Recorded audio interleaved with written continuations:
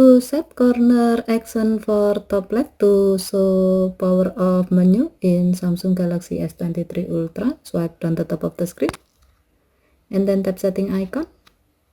Scroll down the screen to find accessibility and then tap accessibility.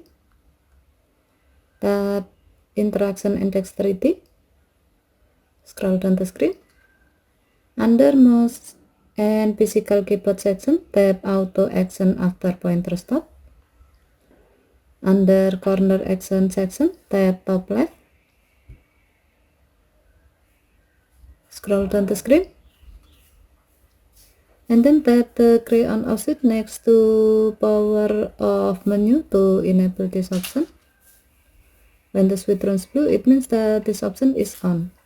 To see the result while auto click feature is on, connect a USB or Bluetooth mouse with your phone.